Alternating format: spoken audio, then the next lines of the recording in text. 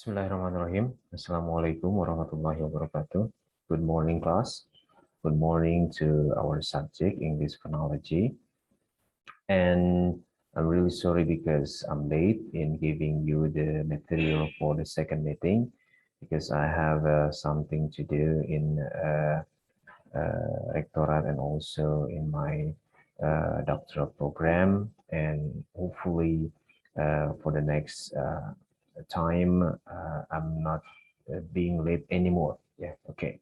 So hopefully all of you in the fine conditions today and uh, in Allah Subhanahu wa Taala rahmat and barakah. Okay, so for the second meeting's material, it's about the production of speech sounds. Yeah, and in this meeting, I would like to explain about the articulatory phonetics or the articulators. If you take a look to the book that I have given to you through LMS, yeah, from Peter Roach, yeah, if I'm not mistaken, there is picture like this, and the picture is the articulators itself. There are several articulation. There are several articulator articulatory speech organ that explained in this picture. So I'm going to explain it one by one, yeah, from the larynx first. So larynx, or sometimes called voice box, is a muscular organ produce many different air passage from the lung through the mouth. Yeah. So the larynx, as we can see on the picture, it's in below of the articulated, in the first articulator that comes that a low air comes from the lung, yeah, through the mouth and through the nose. Okay, and then the next one after larynx, there is a vocal tract, yeah. Vocal tract is the cavity in human beings and animals where sound produced which ends at the mouth and nostril. So the vocal tract, it's the what's that? The tube between larynx through varying to sulfate. That is the vocal tract. Yeah. And then after we got oral vocal tract, we got the oral cavity and also nasal cavity. Oral cavity is the part that comprising the mouth, and nasal cavity is the part leads to the nostril. Yes, so oral cavity is the part that allows air to the mouth, and the nasal cavity is the organ that allows air through the nose. Yeah, and different parts of vocal tracts are called articulators, and the study of them is called articulatory phonetics. So we got the different here from the term itself. The articulators, it means that vocal tract, and the study about the articulator is called articulatory phonetics. Okay, after the larynx, there is a varying, yeah? As we can see on the picture, there is larynx in bottom of the articulators, and then varying after the larynx. So varying is a tube. It's a tube which begins just above the larynx. It is about 7 centimeter long in women and about 8 centimeter in men. And its top end, it is divided into two, one part being the back of the oral cavity and the other being the beginning of the way through the nasal cavity. So this varying is divided into two parts. The first one, back of the oral cavity, and the second one is the beginning of the nasal cavity. If you look in your mirror with your mouth open, you can see the back of the pharynx. So,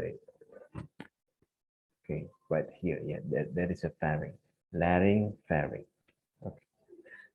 And then after the larynx and also the pharynx, there is a soffulate. Soffulate or velum is seen in the diagram in the position that allow air to pass through the nose and through the mouth. Yeah. So this soffulate probably in the position that which speech it is raised so that air cannot escape through the nose. The other important thing about the soft palate is that it is one of the articulators that can be touched by the tongue. When we make the sound k, g, the tongue is in contact with the lower side of the soft palate, and we call this velar consonant. Yeah. So when we produce a sound like k, g, so we got our tongue touch the velum, touch the soft palate. Yeah. So that's why the sounds of k and also g, it's called a velar consonant. And then after the soft palate, there is a hard palate. Hard palate are often called the roof of the mouth. You can feel its smooth, curved surface with your tongue. A consonant made with the tongue close to the hard palate is called palatal. The sound y in yes is palatal. So the soft palate can produce the vowel consonant, which the sound is k, and which the sounds are k and g. Meanwhile, the hard palate can produce a sound y, and it's called palatal. And then the next one is alveolar ridge. Alveolar ridge is between the top front teeth and the hard palate. You can feel its shape through with your tongue. Its surface is really much rougher than it feels and is covered with little ridge. You can only see this if you have a mirror small enough to go inside of your mouth, such as those used by the dentist. Sounds made with the tongue touching here, such as t, d, n, and called alveolar. So the soft palate produce g and g, and it's called uh, uh, the sorry, I forget. It's called the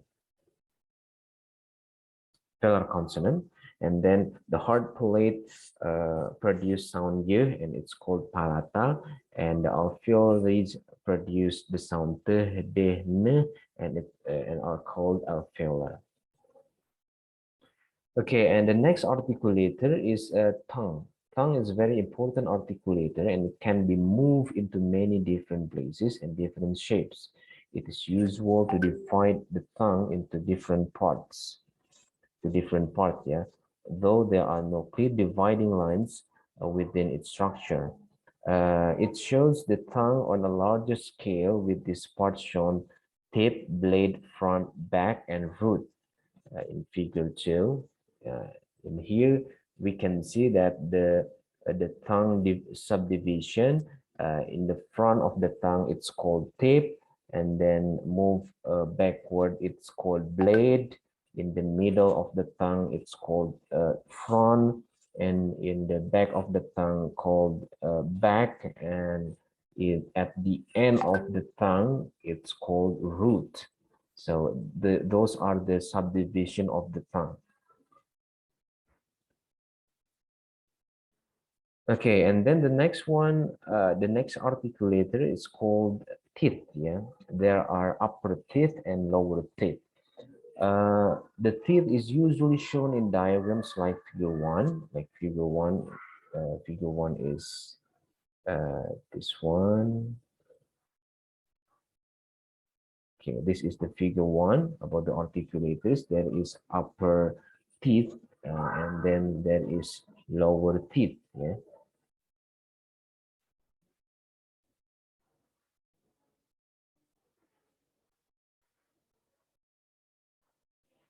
And only at the front of the mouth, immediately behind the lips. This is for the sake of simple diagram.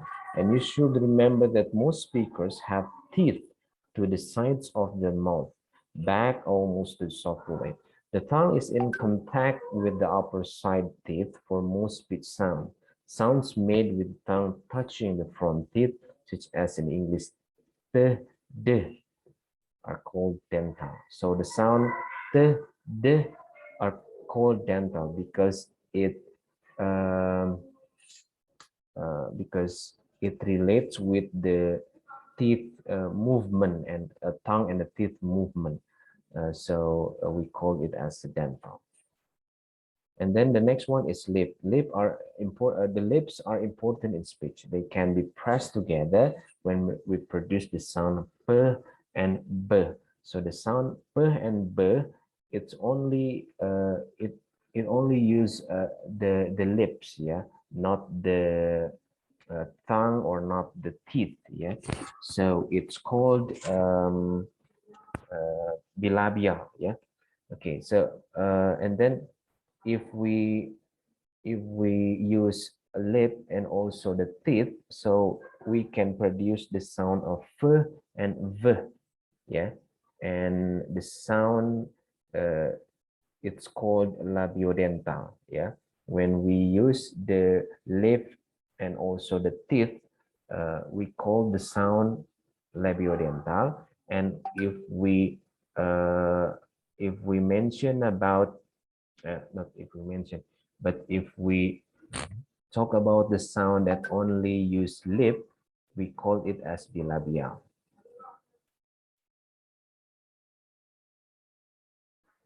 Okay, and then the next one is jaws. Yeah, jaws are sometimes called articulators.